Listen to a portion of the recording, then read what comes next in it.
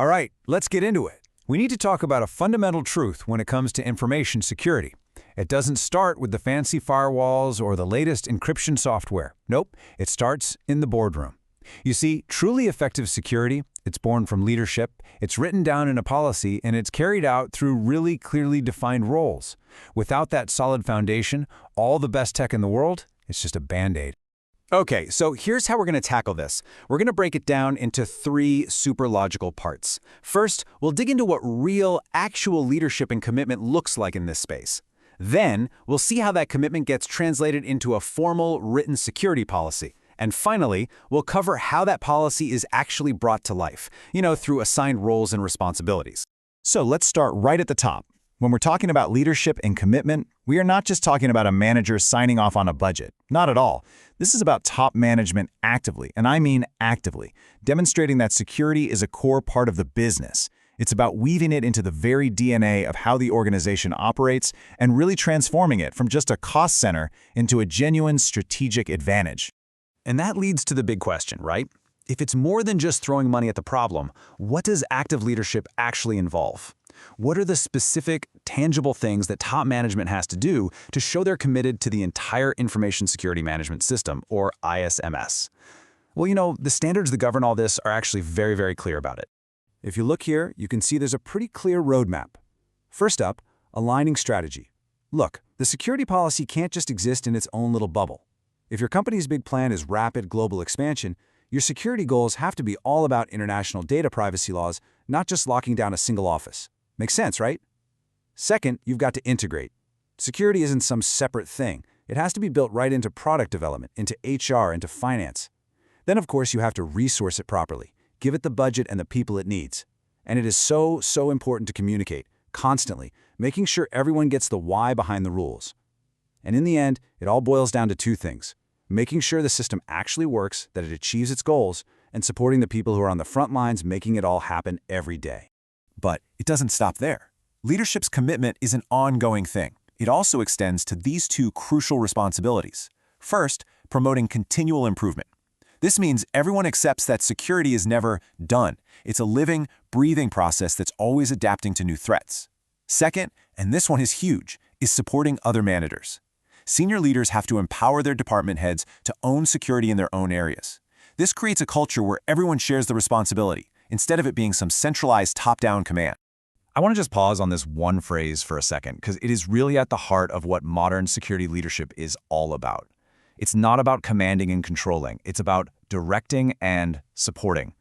This just perfectly captures that shift towards a leadership style that's all about enabling people, where the real goal is to empower every single person to contribute to the company's overall security. So, you've got that leadership commitment locked in. How do you make it real? How do you make it official? Well, that's where the information security policy comes into play. You should think of this thing as the constitution for your security program. It's the formal document that lays out the vision, the scope, and the rules of the road for security across the whole organization. Now, a policy isn't just about what it says, it's also about what you do with it.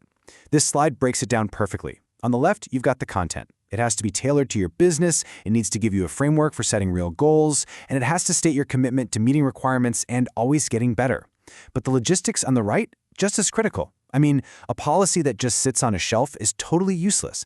It has to be a documented thing, it has to be actively communicated to everybody in the company, and it needs to be available to key outsiders, like your clients or regulators, when they need to see it. And just to be super clear on a key term here, when we say the policy provides a framework for setting information security objectives, what does that actually mean? Well, it means the big, high-level policy statement, something like, we promise to protect the confidentiality of our clients' data, is then used to create specific measurable goals. Goals like encrypt 100% of customer databases by the end of the year, or cut down on successful phishing attacks by 30% through quarterly training. The policy is the why, and the objectives, they're the what and by when. Okay, so we've got leadership commitment, check. We have a documented policy, check. But how does the work actually get done? Who does what? That brings us to our final section, defining those roles and responsibilities. This is where the strategy actually becomes operational. A policy without clear ownership, it's really just a piece of paper. And make no mistake, the responsibility for this falls right back on top management. They can't just write the policy and then walk away. The standard is explicit. They are required to make sure the necessary roles are defined, that responsibilities are formally handed out to people, and, this is critical, that everyone in the organization knows who owns what. No ambiguity allowed. Now, a really mature security program is going to have a ton of different roles: analysts, engineers, architects, the whole shebang. But the standard is very specific here. It calls out just two, overarching responsibilities that absolutely must be assigned by top management to make sure the whole system works the way it's supposed to. And here they are. First, someone has to be formally on the hook for making sure the whole information security management system, that's the entire framework of policies, processes, controls, the ISMS, actually meets the requirements of the standard. This is your governance owner. Second, someone else has to be responsible for reporting on how that ISMS is performing, reporting right back to top management. This creates an absolutely critical feedback loop. See how that works? One role makes sure the system is built correctly. The other role makes sure leadership knows if it's working correctly. That right there is governance in action. And that really brings us to the perfect way to wrap this up. We've gone from the vision of leadership to a formal policy to assign roles. But that duty to report on performance, it brings up the ultimate question for any security leader. Now that your structure is in place, how are you actually going to measure success?